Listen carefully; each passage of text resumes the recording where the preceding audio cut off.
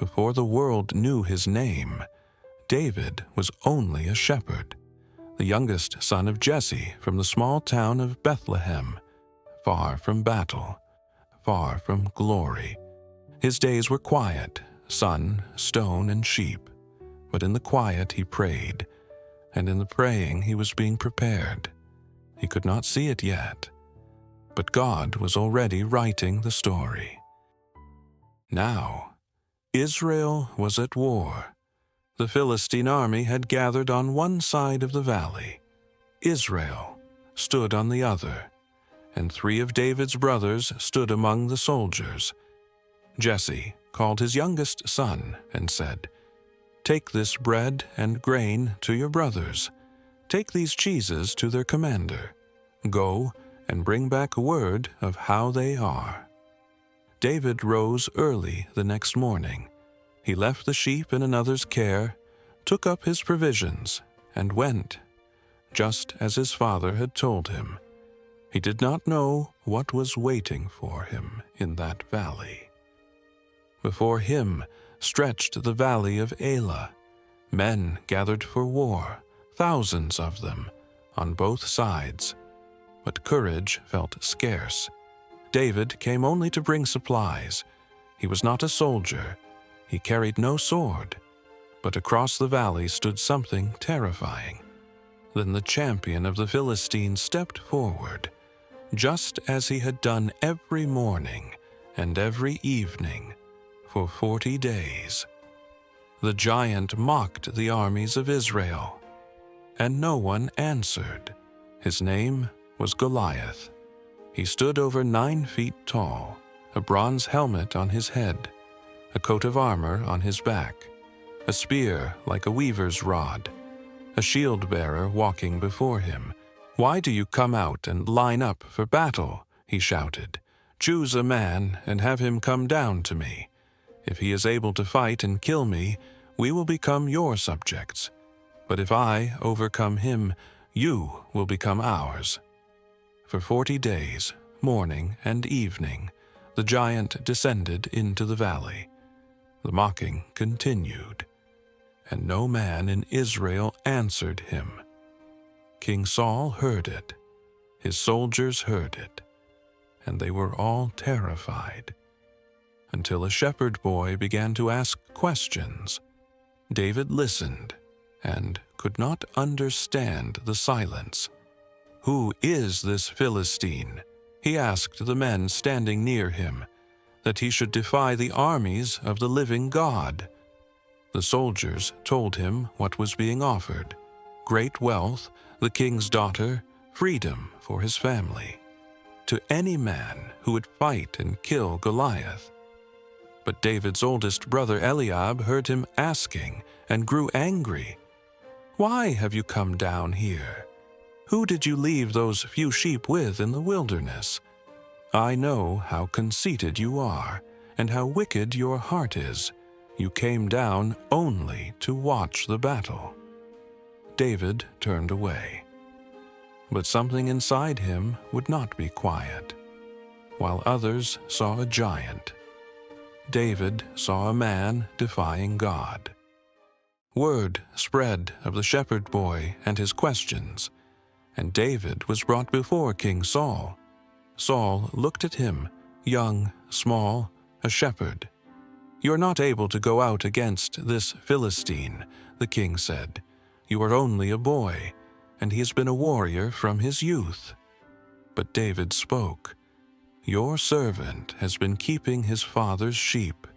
When a lion came, or a bear, and carried off a sheep from the flock, I went after it and rescued the sheep from its mouth. When it turned on me, I seized it by its hair and struck it and killed it. The Lord who rescued me from the paw of the lion and the paw of the bear, he will rescue me from the hand of this Philistine." Saul was silent for a long moment. At last he answered, "Go, and may the Lord be with you."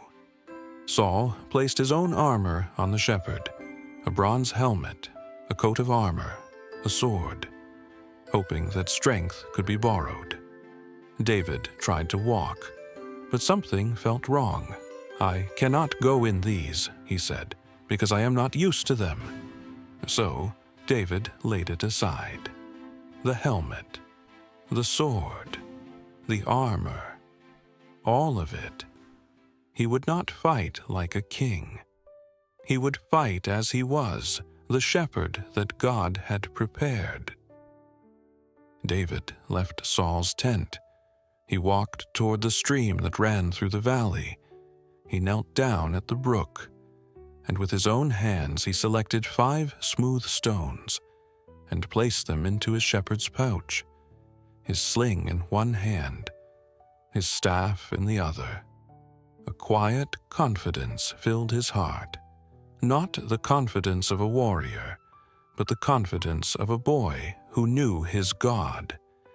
He placed the 5 stones into his pouch, prepared his sling, and walked toward the battlefield. David was ready.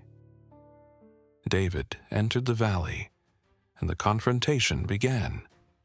When Goliath saw him, this boy, this shepherd, he laughed. "Am I a dog that you come at me with sticks?" He cursed David by his gods. "Come here, and I'll give your flesh to the birds and the wild animals." But David did not flinch.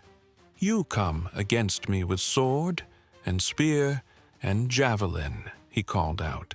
"But I come against you in the name of the Lord Almighty, the God of the armies of Israel, whom you have defied. This day the Lord will deliver you into my hands, and the whole world will know that there is a God in Israel, for the battle is the Lord's." Both armies watched in silence. The valley held its breath. Faith stood before fear. David charged. As Goliath moved forward to meet him, David ran toward the battle line. He reached into his pouch. He placed a stone in his sling. He spun it with all his might, and the stone left the sling. It struck Goliath in the forehead. The giant staggered and fell face down to the ground. The valley shook with the sound of it. David stood over the giant. He drew Goliath's own sword from its sheath and claimed victory for the God of Israel. The champion of the Philistines was defeated, not by might, not by armor, not by the strength of man, but by the name of the Lord. Then something changed. Israel saw the giant fall, and silence broke into awe. The Philistines turned. Fear spread through their camp as they realized their champion was down, and they ran. Israel finally moved. Courage returned. They advanced across the valley with a shout. The king watched, relief and wonder filling his heart as the fear of 40 days was broken in a single moment. But David stood quietly. No pride, no celebration. Only a shepherd who had trusted God. For fear had lost its hold. The Philistines fled, and the Lord gave the victory to Israel. The shepherd had trusted. His faith was small, but it was enough. And God had been faithful. The victory was his. The glory belongs to him alone. The Bible is full of stories like this one, stories of ordinary people, chosen for extraordinary purposes, stories of faith that moved mountains and giants. If this story moved you, share it with someone who needs it today, and subscribe to Gospel Daily for more.